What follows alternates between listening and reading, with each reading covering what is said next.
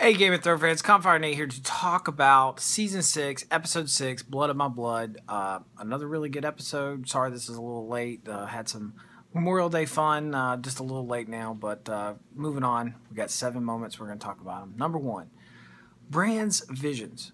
Okay, now Bran has like this. He's kind of like getting this mass download.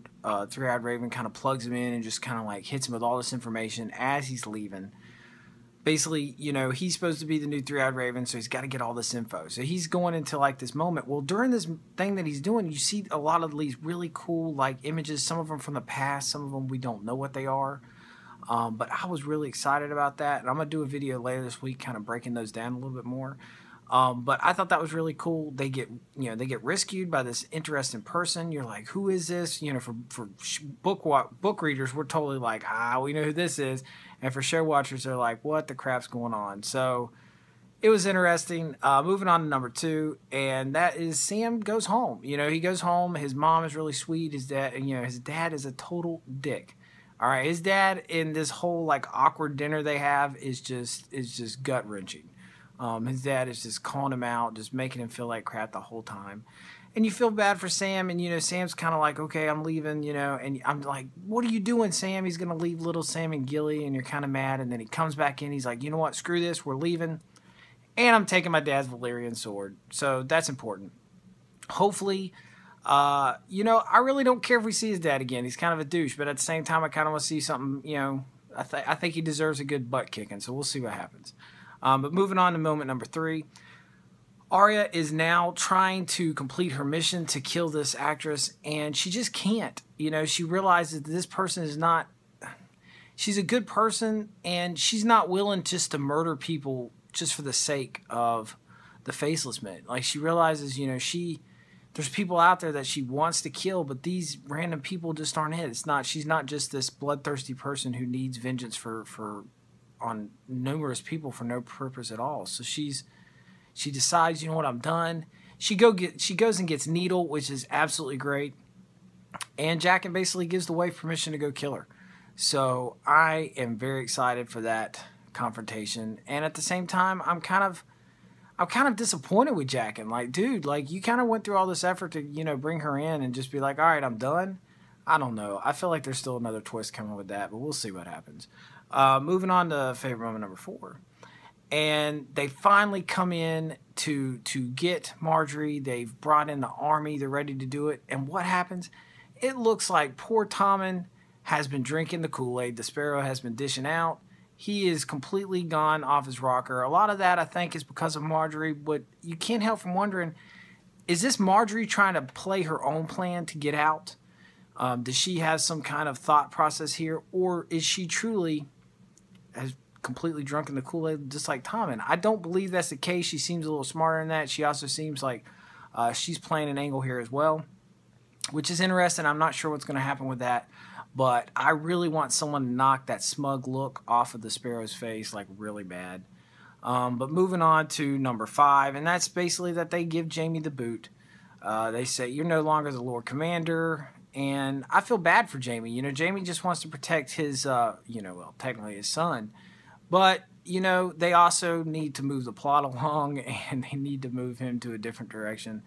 So they send him down to River Run to deal with the Blackfish. So that's going to be interesting to see that next week. Moving on to favorite moment number 6. And that is, again, we see this mysterious figure, and he's talking with Bran and Mira, and he reveals that he is none other than Benjen. And a lot of fans who watch the show are like, oh yeah, Benjen, I think I vaguely remember this guy way back in season 1, even though they didn't give us a previously on. Because the last time they did that, they screwed with us. So I was kind of glad that they didn't do that. So people are trying to remember. It's like, okay, yeah, I remember Benjen. We hear what happened with him. We kind of assumed he died, but it turns out that, you know, he was going to, basically, they were going to raise him up into a white, and the children of the forest were able to help him, which was interesting that the way they saved him was the same way they created the Night's King, which I think is really interesting. But he basically says, you know, hey, Bran, you're the Three-Eyed Raven now, and you need to be there to stand against the Night's King. And at this point, poor Bran, I don't know what the heck he's going to do. So I'm really excited to kind of see maybe maybe Bran needs to go down and basically rally all of men to come back to this moment. And if he is going to do that, or if he could, how in the world is he going to do that? So, I mean, I'm really excited about this. This was really exciting. But moving on to the final moment number 7.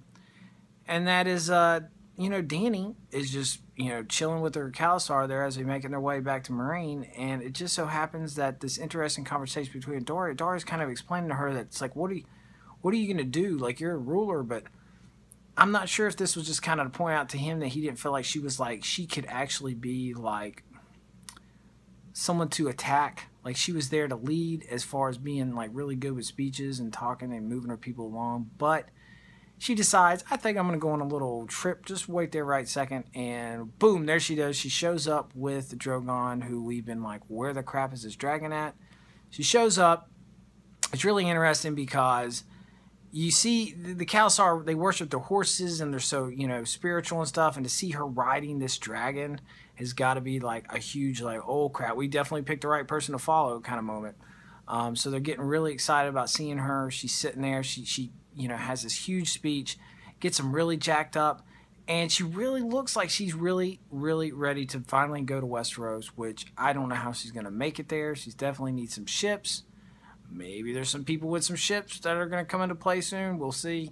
But either way, I'm really excited to see what's going to happen with that. I thought this was a pretty good episode. It wasn't as good as last week's, but last week's was so phenomenal. I think it's hard to be any better than last week. So this is a really good episode. We only got 3 more.